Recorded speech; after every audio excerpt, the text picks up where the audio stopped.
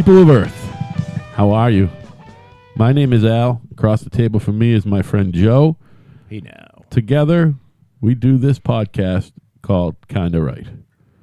And today, we are joined by Evan, who you've heard on the show a couple times, my son, and his lovely girlfriend, Kait. Hi, Kait. Hi, Kate. How's it going? Pretty good. All right. Thanks for stopping by. Have you had the opportunity to listen to anything? Like, did you listen to the ones that Evan was on? I did not. No. It's okay. It's cool. It's probably lucky that you Just did. point that thing a little down disgusting. I'm short. and bring it closer to your face. Now, what kind of microphone is Evan on here? I bought a cheapo Shure and just EQ'd it to sound like these. It's not So, an SM50. It's an SM48. It's not a 58. It's a 48. It's a cheapo. PGA 48. Yeah, it's a Shure though. It's a cheapie. It came with a Has a cord. switch. Yeah, it came with a. Doesn't. Huh? Mine doesn't. No, you have a legit SM58 that they've been using on stage for Is that 50 years now. I've heard. Why do I know that SM50 isn't that like the most popular mic ever? It's still used by Yeah. live It's and been around for not 100 more years, more but rock 70 years. Yeah, more rock concerts have wired Shure SM58s than any kind of wireless vocal mic. It's just the truest, richest signal, and that's just that. And it's built like a fucking brick shit They're house. on sale at Guitar Center today for Black Friday. How much? 10 to 89 instead of 9. They've been, and that's the other I thing. think they're like The- $60. Come on, they're going to sell out in one day. Oh yeah. Their price hasn't probably changed gone. in 20, 25 years. They're $99. But they're not a good speaking microphone. Is that what you? Well, no, they're fine. I just bought this one because this is the lower end version of it, and I got a cable and the microphone for $39.99 But this is a better microphone as far as speaking. for what we're doing. Yeah, yeah. Okay. But that's more like a karaoke mic, or like if you want a cheaper alternative. If you're No, I'm talking about speaking the of Shure, the real one, the 58. the 58 is for live performing of music, okay, of vocals. So it's not. It's not for guys like us. No, you could use it and it'd sound fine. These are just more rich and for more the spoken word. I would mic a guitar cabinet with these. I would have no problem doing that, but I don't know if they would. You don't necessarily need that. You know what I mean? All the mics they fine tailor them to whatever you're using them for. You know? There's So, a whole science to these microphones. of course there is. Yeah. And I should know about patterns and all that shit. I don't care. I just plug. I know how to wire shit and make it sound good. You know what I mean? I don't make the tools. Yes, you do. I don't make the tools. I just use them. You do know how to make it all sound Kind good. of like with paintbrushes and Our show hammers. sounds good. Yeah, it sounds like we care. You know what I mean? I mean, I don't know about the content, but who knows about that? So yesterday was Thanksgiving here in America's hometown. The coldest Thanksgiving since 1871. I could have sworn there's been some colder ones, but it was cold yesterday. It was so fucking cold. It was frostbite cold, all right? I went out riding in the morning on my bike. Yeah. I regretted it. Yeah. As soon as I got to the sand pits, I Really? was like, Your legs were freezing? no, my hands and my face. I even had Face. I had something over my face. Yeah. But it was wicked cold. You got to get closer to the fucking... Do you wear Was a it 14 Do you wear an degrees MX helmet and goggles? Yes.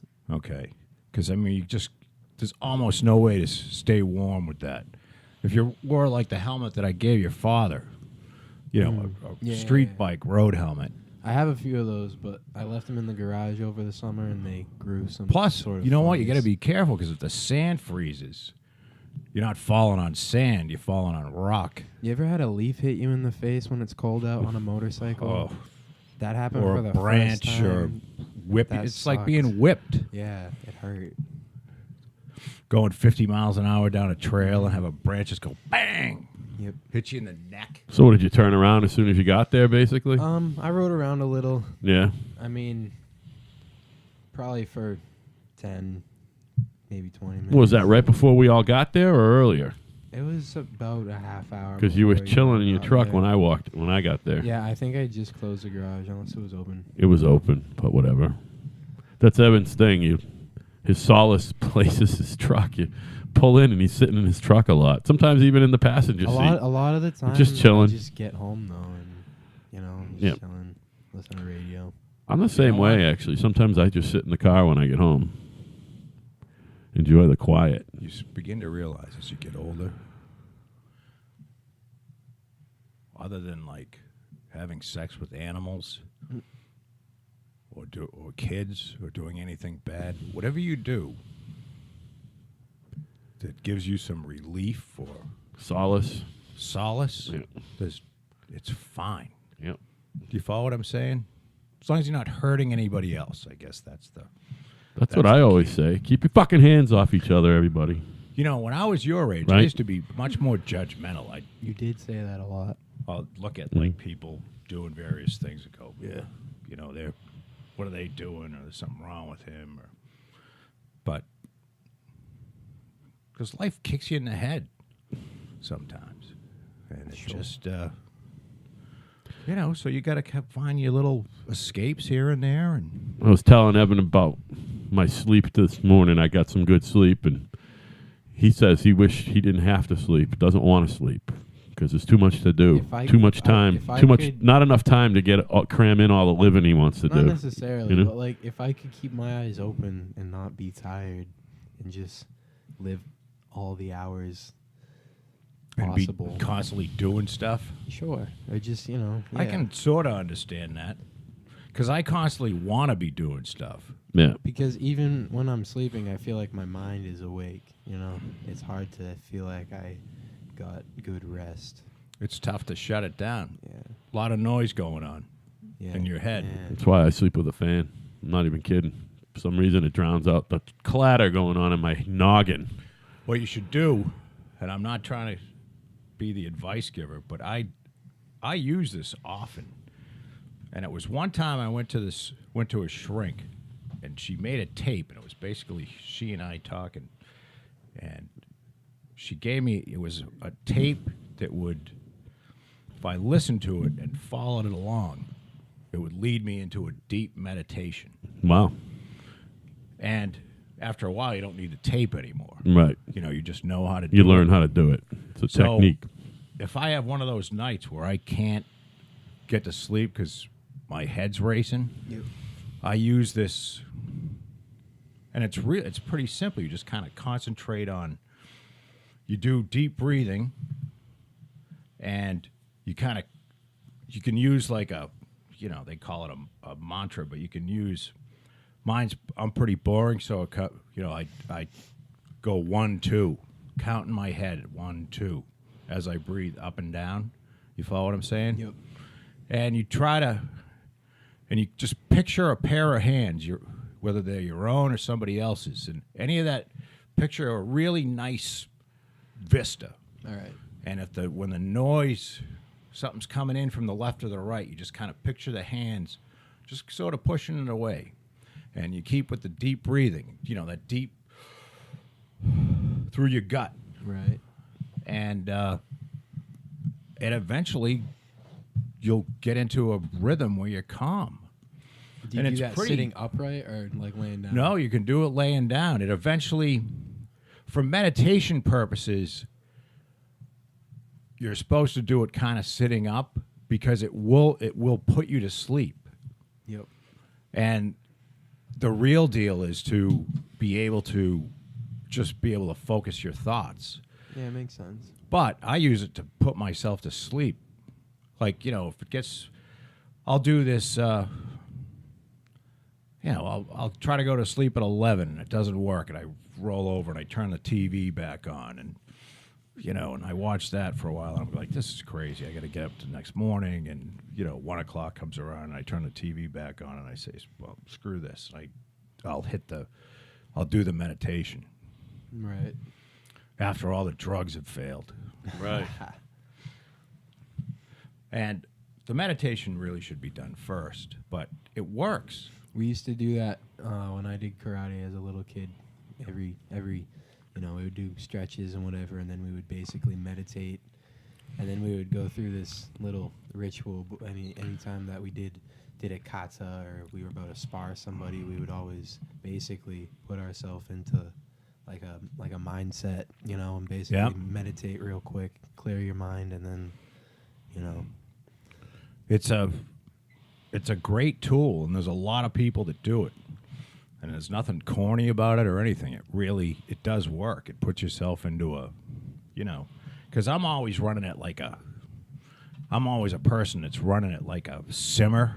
You know what I mean? There's people that just run as just a pot full of water. I'm always at a simmer, not boiling. There's people that run around boiling. They usually end up in jail. And, it takes it down a few notches.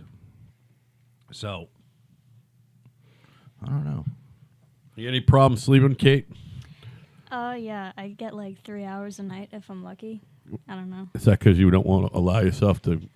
No, I usually have nightmares, like every single night. So like, wow. Don't you drink a lot of caffeine too? No, not that. I Like drink a coffee Monster in the and morning, stuff. or I have like one a day. Do you have repeating nightmares? They're usually around the same theme. Yeah. Maybe not exactly the same thing, Right. but usually. What are they? What kind?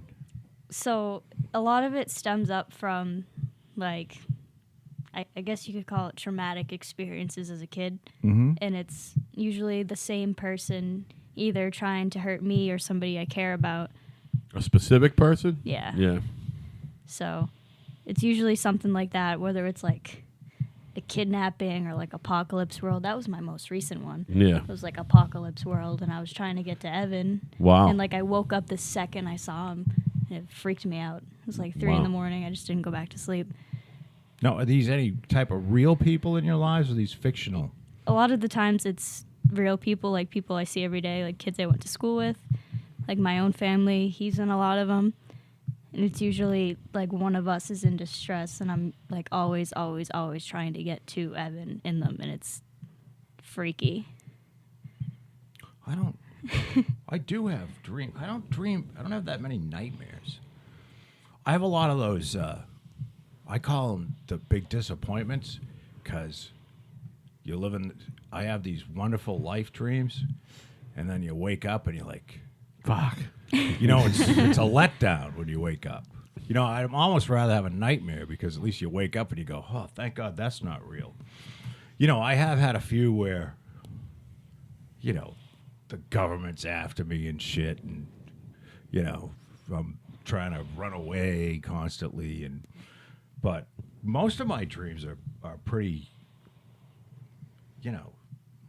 I'm some sort of a surfer somewhere, and I can living in levitate paradise. and fly in my dreams. That's how I usually know if I'm dreaming or not. Like, it'll be completely fine, I'm just floating around, and then I realize I'm floating around, and then it's like, and then I wake up, Now, have you had one where you wake up in your dream, but you're still dreaming? I looped 11 times. I had a dream that I woke up, threw on pants and shoes. Yeah. I don't think I even threw on a shirt, but I went in my garage, grabbed my bow and arrow that I had at the time, and I went out back, and there was a chicken on the woods line of my backyard. Yeah. And I got closer to the chicken, and I shot it with the arrow, went to get it, and started like plucking the feathers, and then I woke up again with my alarm. But it was a Saturday, and the alarm went off at 11 a.m. every time, and it went up, and I had a loop 11 times. And I shot a chicken with an arrow 11 times. No and shit. Then I woke up for real. And then I was like, I don't want to get up and go to the garage right now and go outside and have there be a chicken. So there That'd was be no weird. chicken. No. Well, that's good. It's weird that it was a chicken. That's too. That's a long loop. It was one of the red ones. Yeah, Rhode Island red. Yep. Because we used to keep chickens. I know. The other ones are the ones that you wake up and you're like, I got to tell Patty about this, and I forget Then it. you forget it. Yeah. Isn't that crazy? And it's like, if I just concentrated on putting it to memory, I would remember it. But I have a lot of apocalypse dreams too, like zombie apocalypse. Gotta go out and kill the That's because zombies. you watched that show. I've never Too much had Walking one. Dead and Yeah. Fall asleep with I've it on. I've never had a dream But like I love that. them. I love being in them. I love. Plus, when that show came out, you were still pretty young. That was Like 11? 2009 Oh or wow. 2010 that I started. I started watching season 3, so I don't know what year that was, but Did you ever go back and watch the first 2 Yeah. seasons? Yeah. I saw the first episode. I saw it like when they got to the jail in season 3, and then from there, then I went back to season 1 and I watched every episode. I've never seen it. I watched it I'm briefly not with you all once. the way caught up on this season, but I've seen every other episode of every other season. Yeah. So. I stopped watching that when was it season 7 season premiere? Yeah. They I'm killed going off back. my favorite character, and I was like, I'm done. Glenn? Yep, Mhm. he was my favorite. That was everybody's favorite. The other guy that was there from the beginning. Yeah, the who's Asian now one. in a lot The of other Asian. stuff. Yeah. Yeah. Oh, the Asian. Steven Ewan.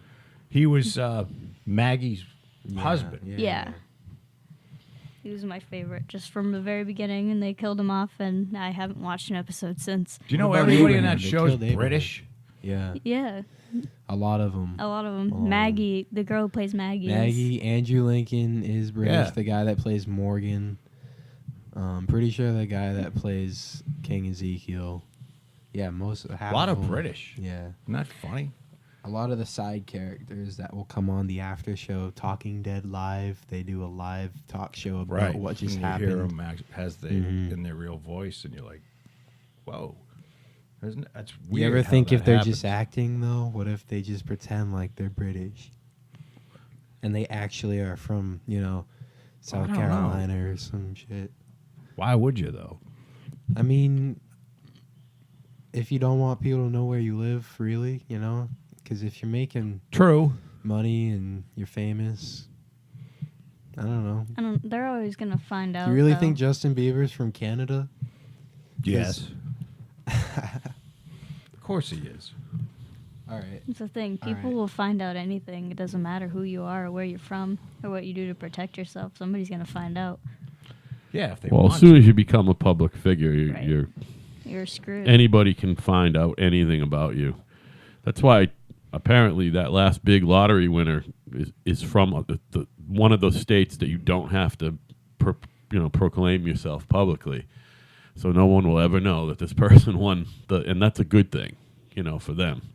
Because now they can be philanthropic on their own terms, and you know what I mean? They're not going to have every cause and hunting them down for money and stuff, Is Massachusetts one of those No, states? no. If you win the lottery in Massachusetts, your face is splashed Can't across you- the can't fucking you have- Boston can't Herald you the day you have- go to the fucking Can't lottery. you have a lawyer collect it for like a business? Your name becomes part of the public record.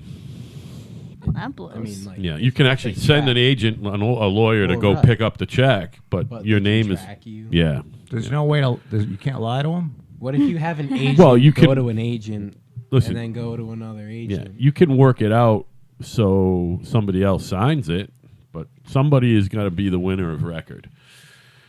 The lottery lists every winner. I don't know if it's every week or if you can go on there and see who won what. Not scratchies or whatever. Although I even with won- those, I even won $10 on a scratch Nice. ticket. Yay! Have you Put ever my been name the paid in a paper. winning scratch ticket?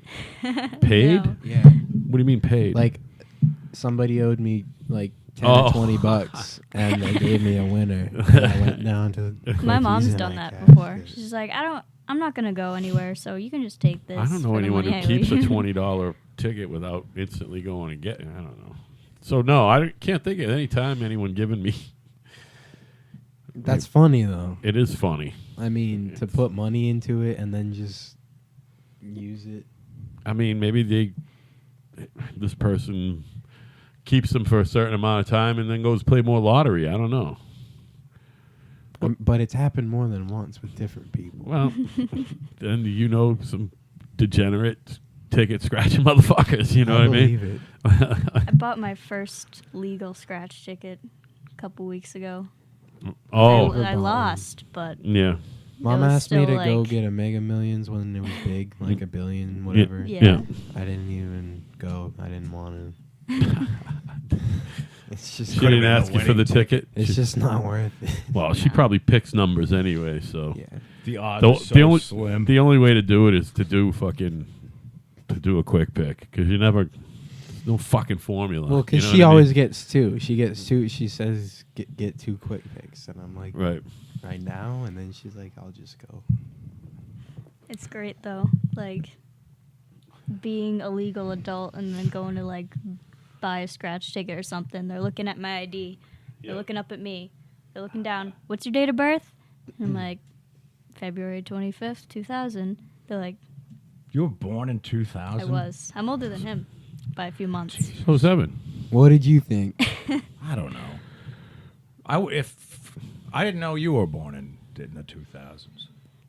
See, I got a thing where I had a different life pre-2000, and I got divorced in 2000. All right. So that whole year is just a wash. Well, it's just like my life became totally different. So I look at 2000 as not that long ago. It really, if you. And I have, It's a whole but it's lifetime the ago. growths. It's the difference between you being not born to being a walking around man. Mm-hmm. That's crazy. I need a fireball now. Time flies, man. So I had an exciting day on Wednesday. I was down at the site. I've got sod coming next week, believe it or not. This is like the best time to put sod down. They do it right up until it freezes because you put sod down and before the ground freezes, and it just kind of it might get enough sun between now and like December or something to grow in a little bit, but Yeah. it just sort of goes dormant. And then it just kind of follows, as days get warmer and stuff, it just grows in. So you don't have to go hog wild and water the crap out of it. Like I had a house this summer that I put the sod in literally in late June, and I spent $1,000 in water keeping it alive. Because, you really have to, they're like, if you think you put enough water on it, double it. And that's what they tell you. So I was digging around. I had my excavator, and I said, because I had to dig a trench and put the vent to the septic system out towards the edge of the lot. But I needed some rocks. So I started digging around where I knew there was a lot of rocks, completely forgetting that's where I buried the electric line. Oh. So I went in, and I heard this. I thought I heard like this zap, zap, pop noise. And I came up with the bucket, with the busted conduit and the electric line on the bucket. And I went over to the meter. I tore it right out of the meter box and right off the pole on the other end. And I'm just like, you idiot. So now I've got this house sitting there. It's got no heat in it. I don't know. What'd you do? Did you fix it? I called the electrician. I didn't call the electric company because... After you rip it out. Yeah, Hey, there's- some idiot. I didn't call the electric... If you call the electric company, they'll come out and they'll tell the electrical inspector. Right. So if Nobody there's- needs that. If nobody else's power was screwed up, and it wasn't, nobody else's power, because I've got, my own transformer on the pole. Yep. So, and it wasn't live. They splice it in the handhold for whatever reason, probably so they can disconnect you if you don't pay. But I just called him and I said, hey, and he goes, don't tell Elsner. And Elsner is because our wiring inspector in Plymouth is a lunatic. There's something wrong with him. So. Does he just go by the book? No, he's psychotic. Oh. So there's days when he says, hey, how you doing? It's a great day out today. And I'm like, yep, it sure is. And then there's times when you say, how you doing, Mark? And he doesn't look at you, and he walks by you and goes into the house. What's his name? Mark Mark Elsner. I know. He's psychotic. I know a guy named Mark like that. I work with him. He works second shift. He usually takes over whatever job I'm working on. He's just a grumpy old little You're man. gonna knock that over. Now, wait a minute. Kate, are you the welder? I am. So, listen to this one. All right. I don't know what you weld. It's mostly stainless. Oh, that's pretty cool. It's pretty. So, I have this big Hyundai excavator. It's old. Well, it's a 97. So, it's older than you guys. Right. But for me, it's not that old. It's perfect. It runs great. It's got a Cummins 5.9 liter engine in it. So, I was digging a trench. This is a month ago. And I'm noticing that, I'm looking at the bucket, but there's this lateral side-to-side movement going on. And I'm like, what the hell is going on? Because, there's a pin up there where the knuckle is, where the boom meets the arm. Right. And I had replaced that pin, and I'm like, why? There's like 2 feet of play in each direction. And I looked up, and, it's a welded box section of steel on the boom, and 2 sides had cracked in half. Oof. That's no fun. And I'm like, I don't know how it happened. So I was able to get it. I was able to kind of get it back together, and I've got a trailer outside that I've got 2 welders in.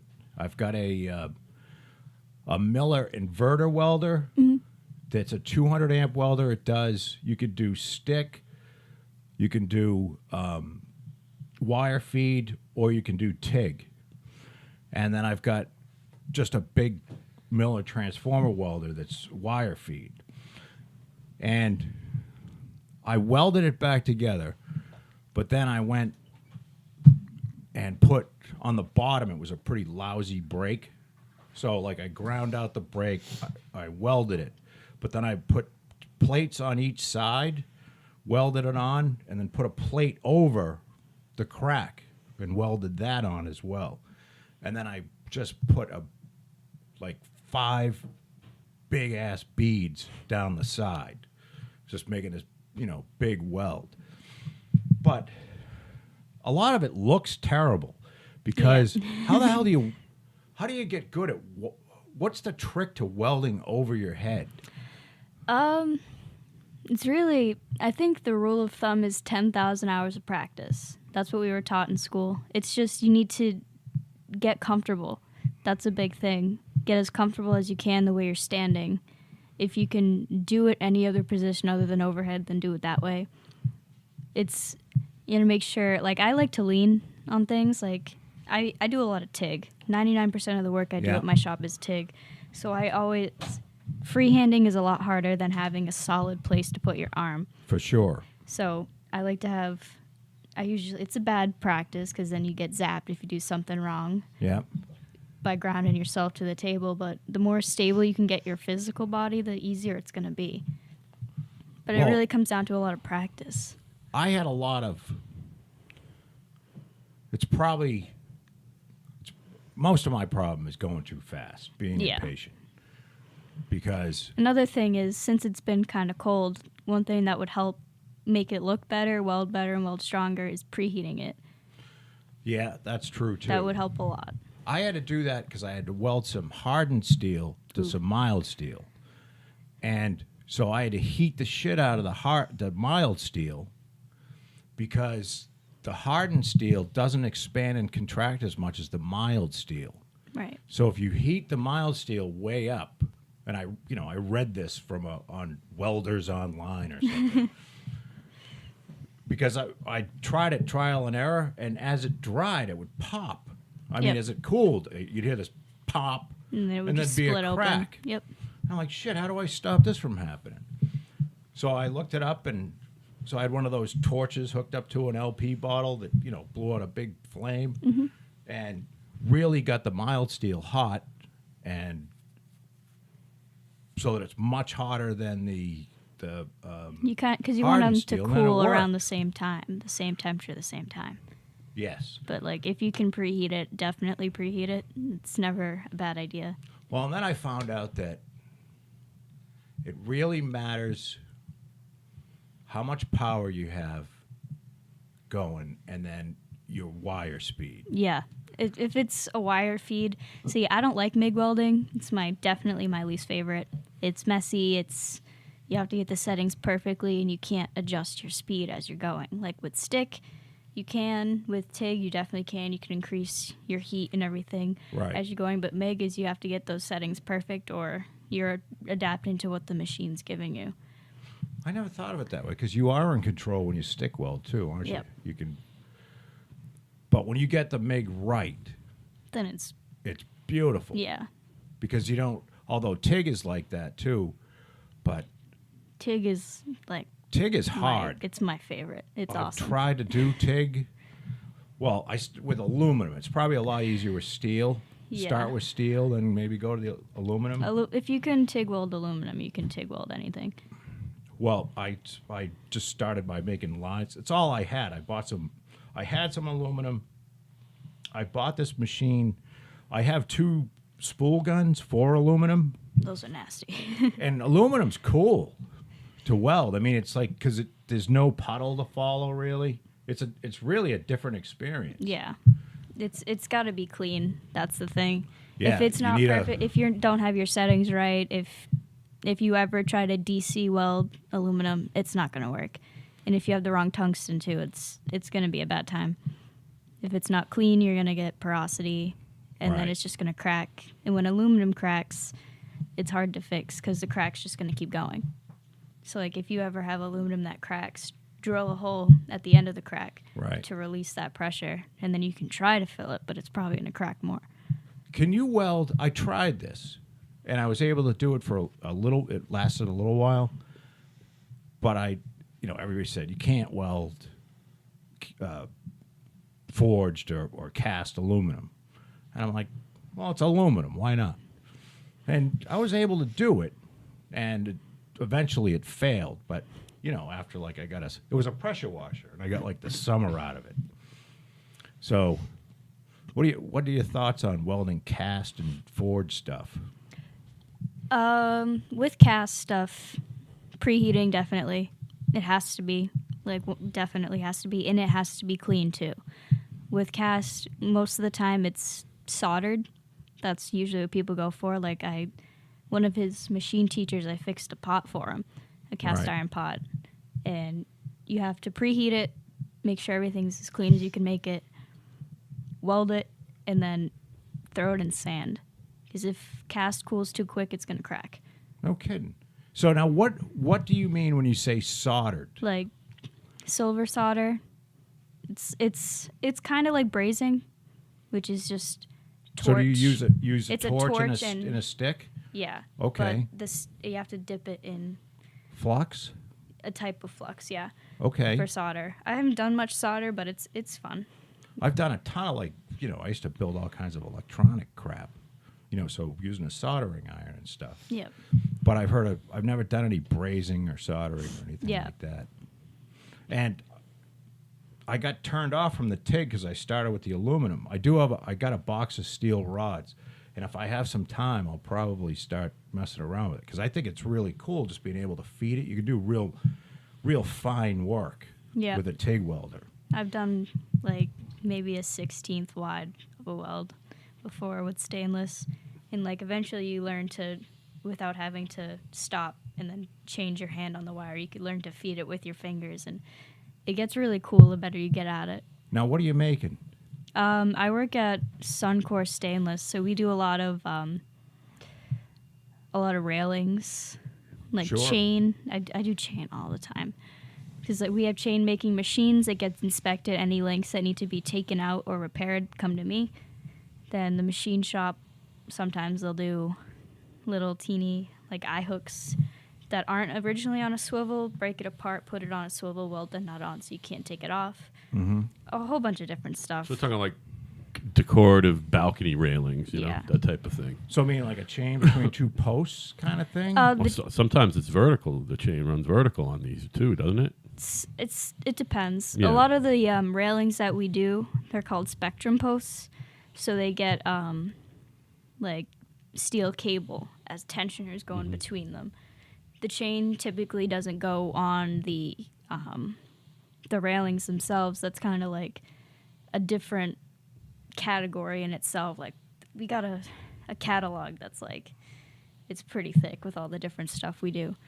And So is the chain? I'm trying to picture it. Is it a part of the rail itself? no, not typically. Usually Oh, the it's chain some sort is of structural thing. yeah. You can actually, if you go to like Lowe's or something, you can look and find something from Suncor My Stainless there. computer would start.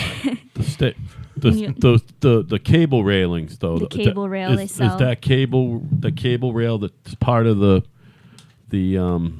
railing system? Is you do you weld that too? Is that welded? Not the cable itself. That's something different. That doesn't ever come to me. But I Well- get the opportunity to see it before it gets shipped out. Right. I think it is so cool that we have two people here who, your father and I both went to college, okay? And the college is not the end all be all. No, definitely not. And it's, when I went, there were a lot of, somewhere along the line, because, I'm as blue collar as you can get. I build houses for a living. I don't do that much, but I dig my own hole. I'm not a white collar person. I'm not suit and tie. I go to work like this. Yeah. So, and somewhere it became like you're sort of a second-rate person if you get into like any kind of trade or, whether it be a welder. I didn't even realize, like Evan, I didn't think there were any machine shops left. Like I was surprised when your dad told me. There's so many. Like, they're everywhere. Yeah, they're everywhere. You can if You you want to work in a machine shop, you can find work. Yeah. If Or you ever want to welding be a shops. welder, just head on down to the docks. in You can Bedford. get a job welding. And can a get lot a of job welding. places do medical and military work, so you can see a lot of cool stuff. Yeah. And probably stuff that's classified you can't tell people about. Mm-hmm. And the better the economy is, the better it is for folks like them. Well, that's always That's for good or just- bad. No, If for you're in good. finance, you usually make more money while everybody else is That's suffering. fine. But what I'm saying is Because they're scumbags. Yeah. there is a boom going on now in the commercial construction business. I don't pay attention to the residential market anymore. You know better than I do as far as that goes. But as far as commercial construction goes, unprecedented. What do you mean, commercial buildings? Yeah, I'm talking about just the amount of construction that is going on, both ground up and renovation. I was It's- kind of it's just undying. How do you know that? And then I forgot that he's an estimator for a company. I that could paints. work All the old 24 guys hours, retired. 7 days a week, and never, ever, ever run out of shit to bid on. It's amazing how much is going on. Yeah, and so And there's folks always like these stuff going kids on, are gonna, even when it's dead out there. these places want fucking decorative railings. Well, she's welding. You know what I mean? So some kind of fucking Anything, part anything. for a machine or Everything. whatever. Everything yeah, it's is everything and machine. everything, right? Everything and anything. Everything is made by a machine Yeah. that was made by a machine. Yep. Like I get him to. He's closer to the fridge. But the Yeah. cool thing is not only do I work on machines, but I take things from raw material and turn them into tools I and know you like that. yeah. assembly line parts and that is really. It's absolutely. like I'm not just like I I'm went gonna to a get that. place in over there Plimpton area or Mhm. something, and it's injection molding, and they needed a machinist to repair the molds when necessary, right? So it's kind of like how Poppy worked in the brass shop, Sure. but Plus, there's got to be an opportunity to create molds there too, right? not necessarily No. because a lot of the stuff they used to, but now they just order it. They order the mold. So But there are places you can work and make molds too, though. They send Definitely. out. Well, Yeah. they A probably tool and send die out, shop. Tool and die shop. send out what you're gonna make, and then they make the negative. That's more along the line what you probably want to do every day anyway, right? That would be pretty legit. But I do the opposite, where I take something that is already there Mm-hmm. and then I make that instead of making a mold. I don't know. Yeah. Like I make an actual part, you know. Right. So do you repair the mold that does it get worn, or do you I make make another one of the same? I take a chunk of aluminum or steel, put it in a milling machine, and make it according to the print. It's like program the machine to do what Okay. he wants it to do. So maybe when they make this is a question formed as a statement. So when they make the initial mold, they save the programming on how it was made. Talking about like injection molding. Well, I guess now that I think about it, because the 3D printing, you have a machine. It's a slicer. Because I have a couple 3D printing machines that I haven't used in a while. But it takes the object and then slices it into, and the more slices, the more accurate it is. It's kind of like an integral. I mean, the more, if you take 300 slices of an object this big, it's going to have a certain resolution. Whereas if you take 600 or 1,000, it'll be, it becomes finer because the slices are smaller. But, and it's probably, and those slicing programs take the drawing and turn it into instructions that tell the 3D printer what to do. So I'm guessing that in CNC machining, you can put the thing in and it must turn it into some sort of a program. Like, Yeah, how am I going to move 10,000 times? You use X, Y, and Z, and that just tells where the center of the tool is going to go, basically, to cut the side of this, and then change tool, drill a hole, bore it out, tap it, whatever. But is there a program that'll take the object and turn it into the instructions? Like, use this tool, do these movements, change tool, do these movements. I mean, the machinist is kind of that program. Yeah. It's the machinist It's- telling the computer what to do, Okay. or the machine. Right. So if you have an object and it looks like an egg, and you want to make an egg, Mm-hmm. how do you do it? An egg would be... Well, what I would do is I would probably take a piece of round stock, put it in a vise, do one half of it, then flip it around, put it in a vise with the shape of the half egg that I just made, then do the other side. That's what I would do. What I'm asking is, I'm trying to figure out if you're going to do a CNC machine and you're going to program the machine to make the part. So take an egg. Mm-hmm.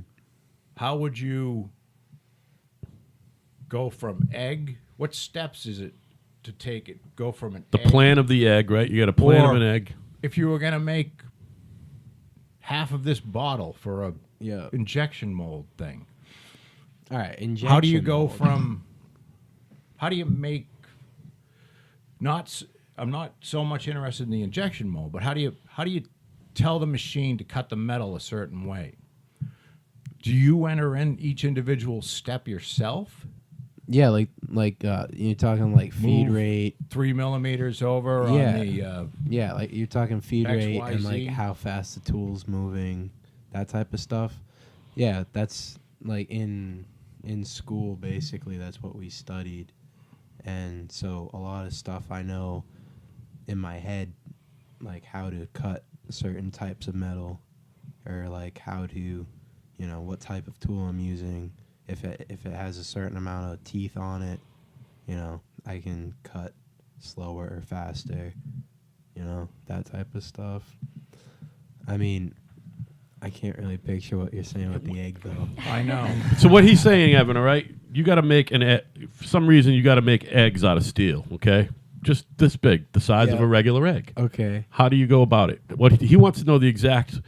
So you can- get the piece of you material. could probably do it on a lathe a lot easier than in a mill. Yeah. Okay, But I'm talking about but he just for programs example, it. how to program it so it makes the egg. Yeah, you can do it on a machine or in a CAD file, or That's what I'm talking you can about. draw in a CAD file, and the CAD file will make G code to then put in.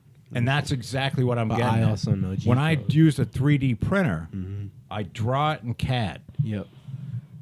and then I have it sliced and it makes a G code file. Yep. And then I send that to which is just an XY's, if you look at the code, it's Yep. 100,000 lines of, Right. X, Y, and Z. Right. So call it a compiler, whatever it does, it deconstructs the part into Right. slices, basically. Into so, dimensions. Yeah.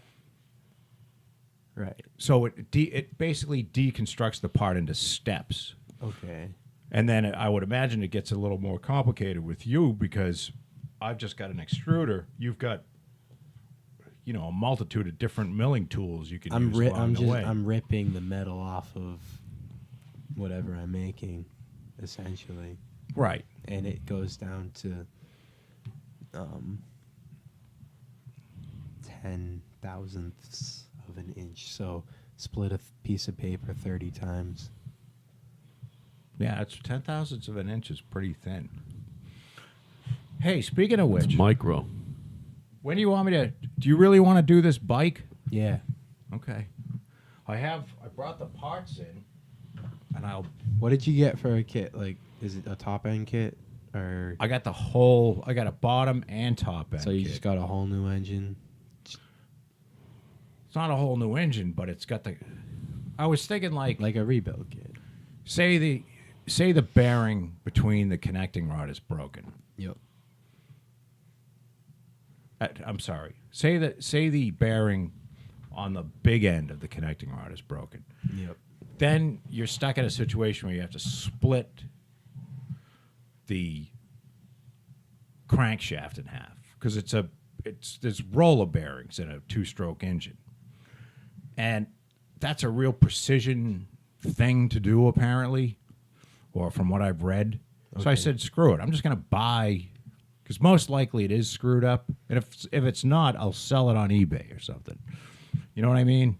It wasn't that much money because, I mean, it's a big job. You got to tear this whole engine down, Yep. split the cases, and take everything off of it, and then put it back together. So I got the only thing that I couldn't answer the guys, because 2-strokes, typically what happens is you start with a stock cylinder, and then it wears a little bit, and you bring it down, and you have it bored, and you go to they call it 1 over. So I don't know whether it's 100th over. This piston sizes go up. Yep. I don't know if this piston it's bigger, but I don't know whether it's going to match.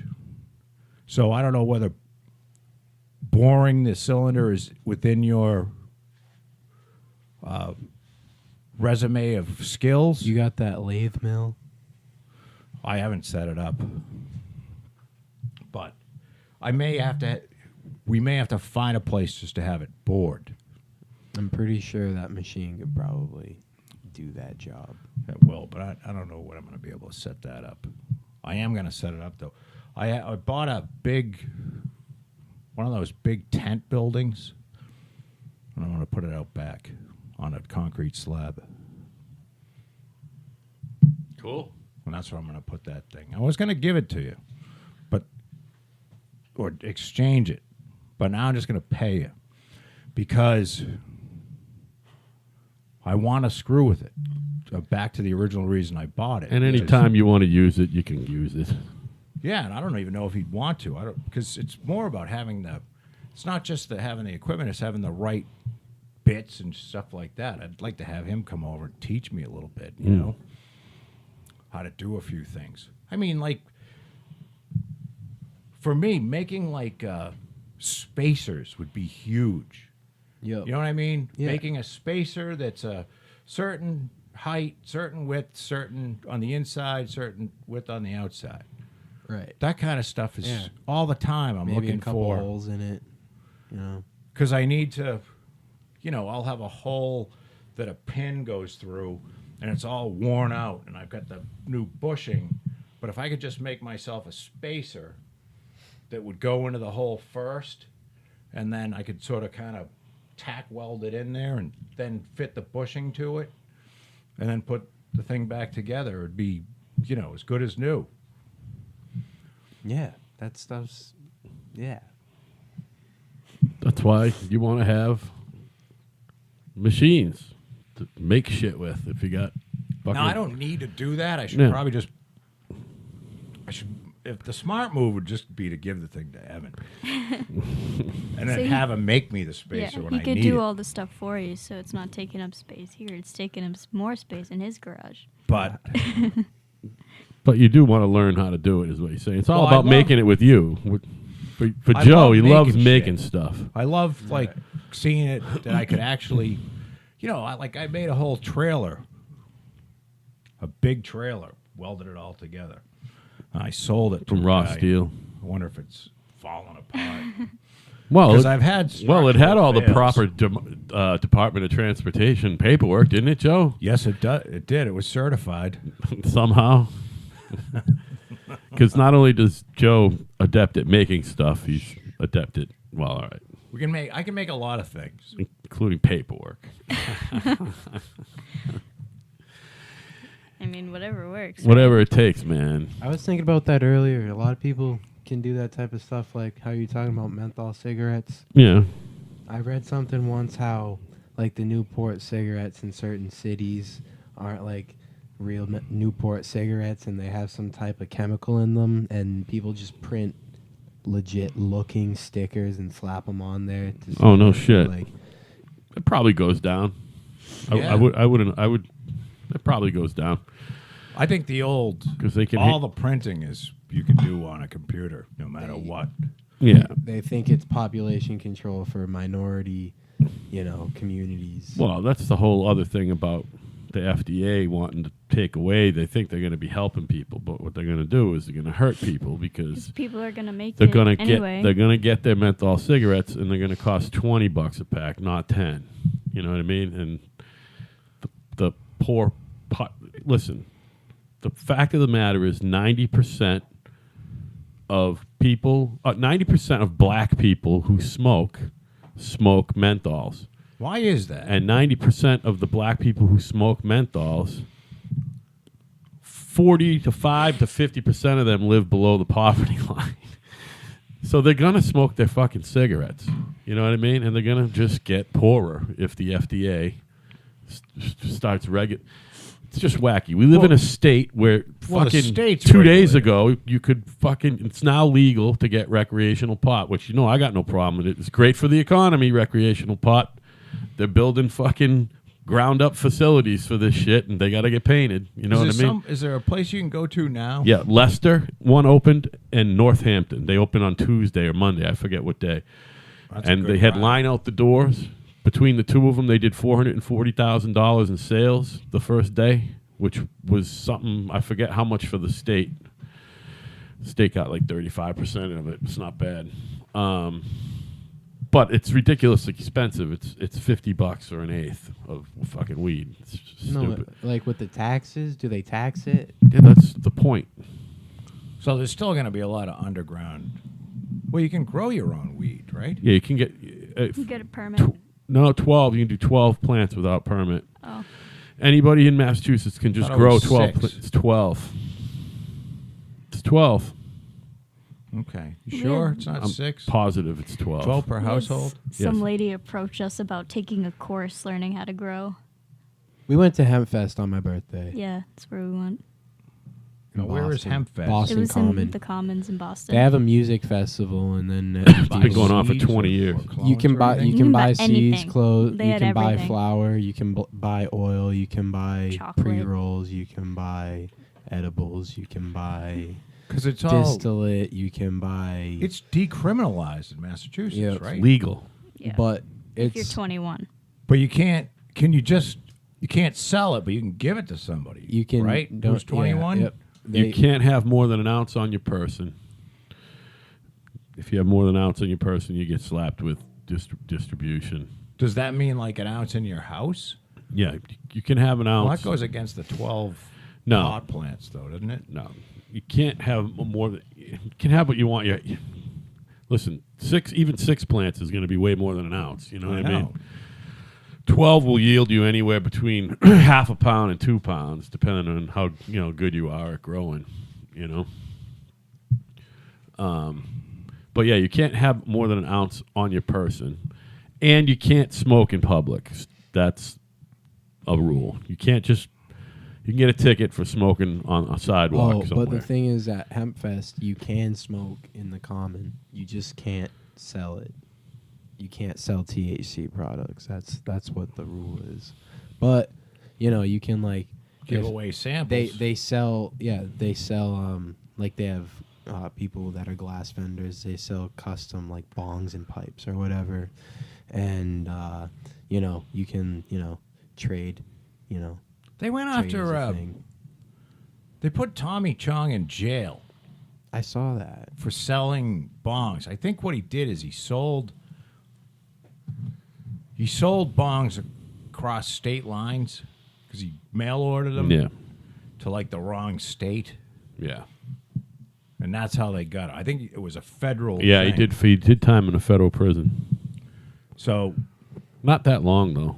and I'm like, what a ridiculous thing. Yeah, To do. And again, someone who's in the public spotlight, they're gonna make an example out of a person like that. You know what I mean? And they did. Well, they made a bad example They- because it probably they sure pissed did. more people off than Yeah. were happy that, you look at Tommy Chung, who looks like the most harmless individual going, Right. who's like a grandfather, and you put him in jail for They selling put him bongs. in How jail long? when he was like 69 Is he- or 70. is he He's still 80 in now. jail? No. He did like a year and a half or something. Yeah, it wasn't long, but it was long enough. He's 80 now. Going to that- jail at all is bad. For that Yeah, right. sentence, is that like minimum security or is that?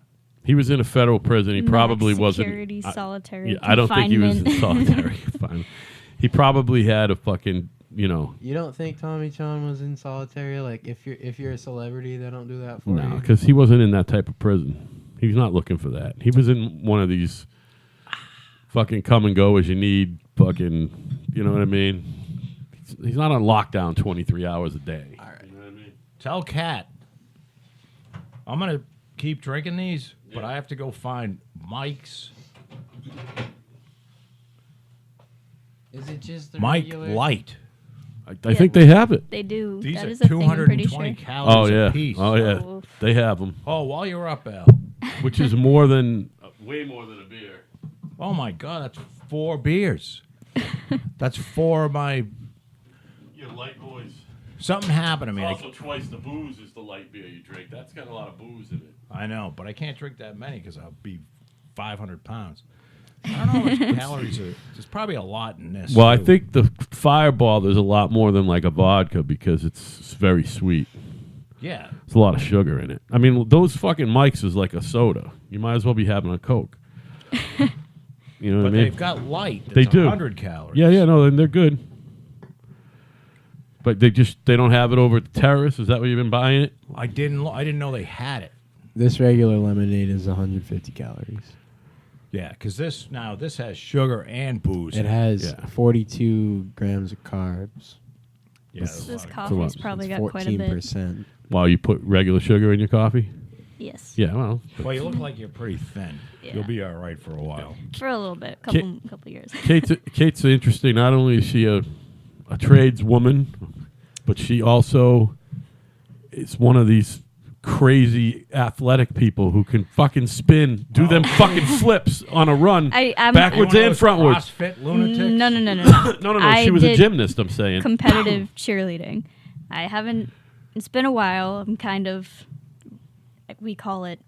As All I once know you is I age saw out, a we call it fucking video and retiring. she's doing flips. Yeah. Literally no, I flips. did that. One after I another. started when I was 8, and I did that until I was 15, and I was pretty good. Like my coaches called me a powerhouse. Like I was one of the smallest kids on the team, but I was still the one throwing the kids in the air. And it was a lot of fun. That's really cool. Yeah. It's a lot of money. Like I could go on for hours about the cheerleading industry. It's so much bullshit at this Well, point. they Then all turn when I into first started, it was so much different. But like Yeah. now, I don't think I'd be able to do it now because it's so much garbage. Yeah. Everything is so much money. Even if you go to a small gym, like these competitions, they've made a new rule. Like a lot of teams, they'll travel. Like the gym I used to go to is in West Bridgewater, and they would go to like Dallas, Texas, go around. One of the ones I went to for our non-travel year, we went to New Jersey and we went to Florida. Yeah, And that's a non-travel year? It was a non-travel year, but usually they'd go to NCA in Texas and all these big things. And one rule that the industry just made was if I had like a family that lived in Texas, I can't stay with them. I have to go to a hotel.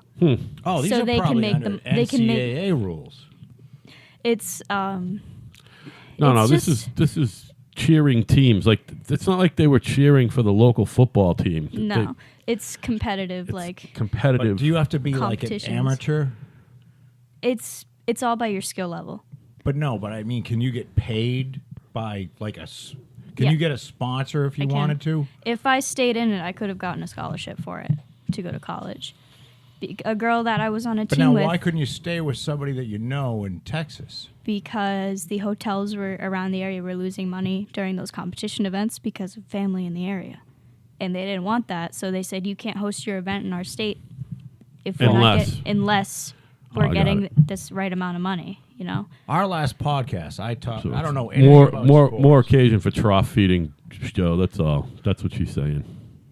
I hate college athletics because what it's become is a bunch of white guys, rich white guys, and they recruit these black kids out of the inner cities to play football and basketball. They can't pay them. Now, the coach is making, the Ten. highest paid coach is making $11 million.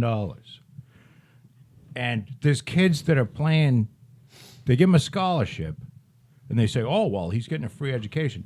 However, every single free moment of his time, he can't study. He has to be there in the summertime playing this sport. And if he gets hurt, well, sorry, going back see home. you later. And these kids some of these kids aren't even eating. And they're sleeping in their car and stuff. Meanwhile, these rich scumbags are making a fortune off of this college athletic stuff. And it's just, to me, it's infuriating. It's like these people ought to be rounded up and killed. Like this That might be Emmert. a little extreme. What's his name? Emmert? Mark Emmert, I think we're talking about. Mark Emmert, he's the head of the NCAA, and you hear this pasty looking white guy. It's just one of those people you'd see him. He'd look like he'd be like,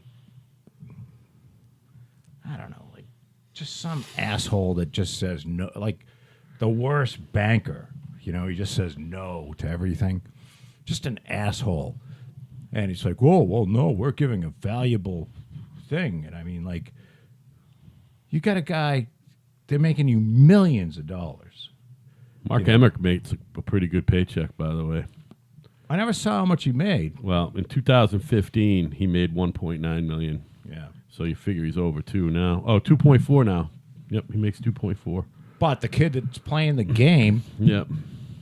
that if it wasn't for the athlete, there wouldn't be any Mark Emmert.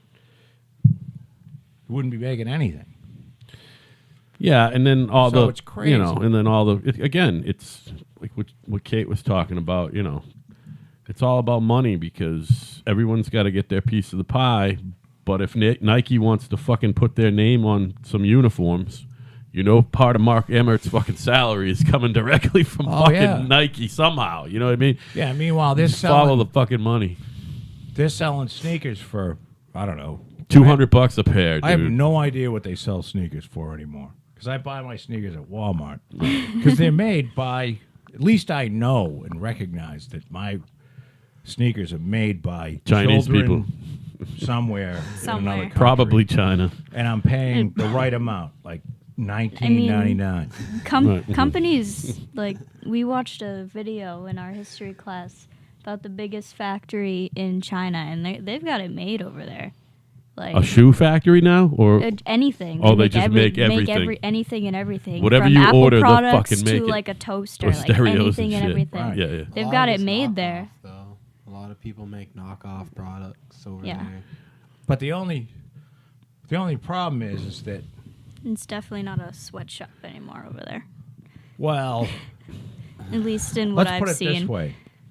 Foxconn, which is the company that makes Apple phones, is in China. And Foxconn has their own housing. And they have nets around the it, building because so many people try to kill themselves. It's like the old company By factory jumping town, out. the old factory town around these parts. So they're not all that happy. well, Maybe I mean, that they're one. basically The one- working 6 days a week for some sort of slave wage. They get making free cell rent. phones, so and they got to buy fucking their groceries at the company store.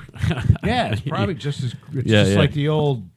It's like the old coal towns. Yeah, in exactly. West Virginia Yeah, with the fucking the or mill towns in Maine. yeah, exactly. or- Yeah, it's the same thing, same exact thing. You got to buy your because you ain't fucking driving. Is that what Hitler did with the Jews? What do you mean? Like put them in ghettos and make them live like. I think they just lived in ghettos. What he did was he loaded them up all on trains and brought them to concentration camps. Well, they made They them work. all Well, move they out of worked. their neighborhood. Yeah, they work. They worked in the concentration I'm just camps. talking the idea but of they weren't Nazi fi- Germany. It's. I mean, if you look at, I don't know, you just look at like the wage. Talk into the You microphone. just look at like how much things cost and stuff like that. Yeah. And, like like you're saying, they have to like work 6 days a week and stuff, and they only get so much. Yeah, them concentration camps. That was 18-hour days, And they 7 just days a work week. you until you die. And then just they literally worked you Replace till you died. And then by the time they figured out that, or shoot you if you just started getting a little run down. and then each camp made something different. And then there were a couple camps that were the final camp that you go to when you're no longer fucking physically able to keep working. You get sent to the gas camp, and they fucking gassed you and put you in a mass grave with all your other people. We went there and we saw the ovens that they burnt them in, and they looked like pizza ovens. It was not a Wanna happy see a place, picture? huh? You want to see a picture Sure. of the ovens that they burned the Jews Yeah. in? They had it made really good though. Apparently, you stuffed a guy in there, and then he burnt up a little bit, and then went down a chute, Yeah, no, and then that added fire because you had to keep a constant Constant flame heat. going. Yeah. They killed 2,500 people an hour at Auschwitz. Wow. Which one did we go to? They What made a one was that? real. Dachau. Yeah, we went to Dachau. Yeah. Auschwitz was the most efficient killing. I don't know, call it what you killing machine ever devised by man. So basically, they have. It's like. It looks like a pizza oven. They put them on these. That's what they put the body on, and they shove them in there, and like there's exhaust and stuff. And, The thing and that's then kind of they had, it goes out the back, like Like Joe said, they drop. burn up a little. They drop down. yeah. And they're once they get the moisture out of them, they're fuel to burn the other people. Yeah, and It's crazy. when they burnt them, it was like it was snowing, and there would always be ashes everywhere. everywhere. And they also had And nobody knew in the towns right next door. Yeah, no, there's literally houses right next to the gates. Right. Yeah. And they asked all the people. My buddy's dad was a mayor of a town during World War II.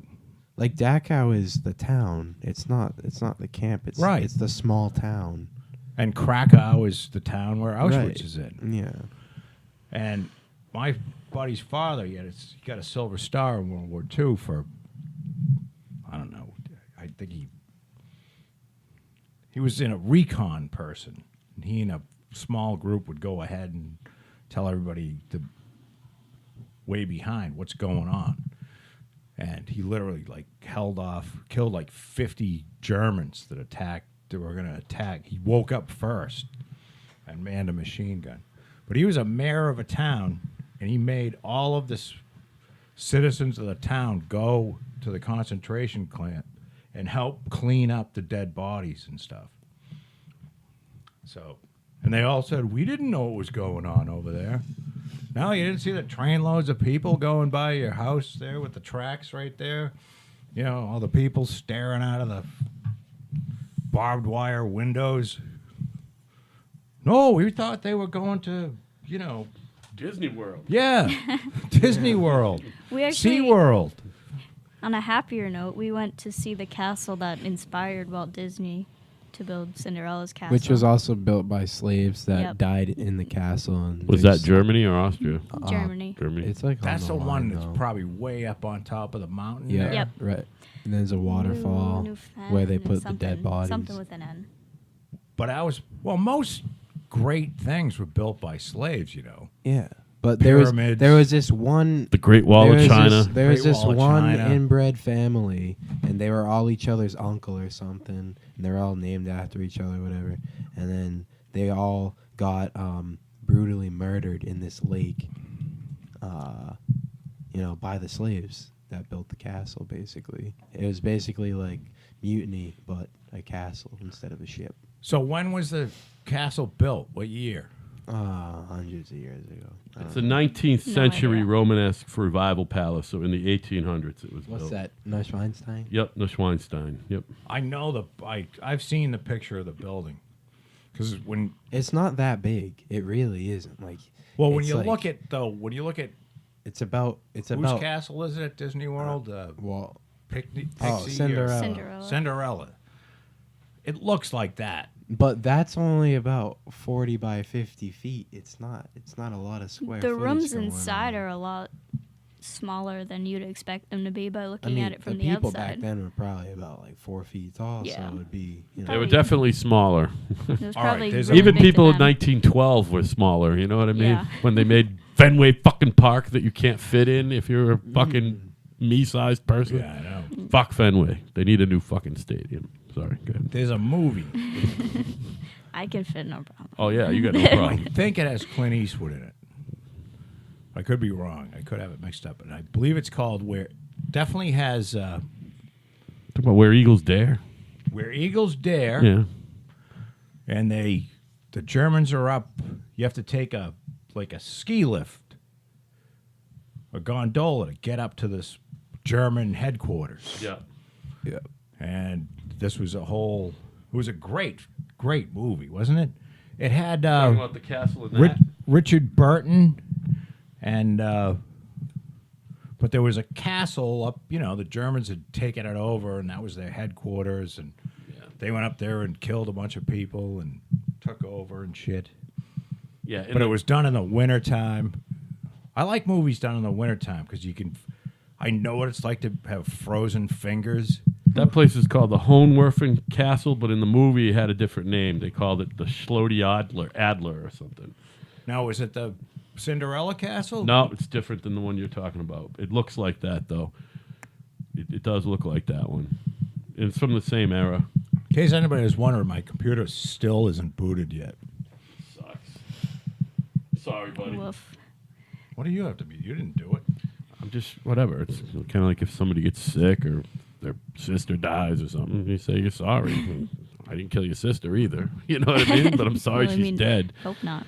Richard Burton, Clint Eastwood, and Mary Urey. I don't have any idea who that is. Well, that was a great movie. Yeah. This fucking thing is shaking like a Yeah, it leaf. is. It is? Yeah, it was. Yeah, we're good. Why was it shaking? I don't know. Oh, was it me? Yeah, all right. Yeah.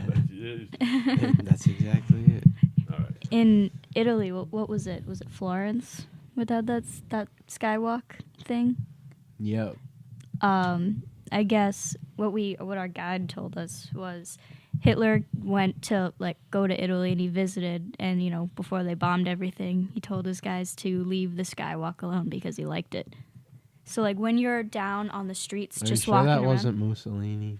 no, that's what the guy told us. The guy told us it was that one. I'm saying, but instead of Hitler. No, he said Hitler. All right. All right. Those guys didn't like each other, by the way. No. They were allies, but they didn't like each other. But when when you were walking along the streets and going into the shops and everything, if you can't see who's walking by over your head. Like the windows are in such a way where you can, if you're up in it, you can see down. Mm-hmm. But if you're looking up, you can't tell who's walking by. Then that was to protect. It Well- was the archbishops that The they would walk archbishops. from the church to the other, Was it religious in the structures. Vatican? This was in Florence. No, it was in Florence. Right by the river there, and all the shops are on the bridge. They had I watched an Anthony Bourdain episode where they were in Rome, and there were these buildings that Mussolini built. These built out of white marble, and I mean they were beautiful. You didn't know it. There was one with it was like an outdoor stadium with marble chairs and stuff, and nobody used it because it was sort of like, as much as they were beautiful, they were kind of like they looked boring, like Soviet block housing. Yep. Kind of what you get when you're a communist. Yep. And not that Mussolini was a communist, although he certainly wasn't into free people doing what they want. Was he a fascist? Yeah, technically. They were both fascists, but the different type of fascist.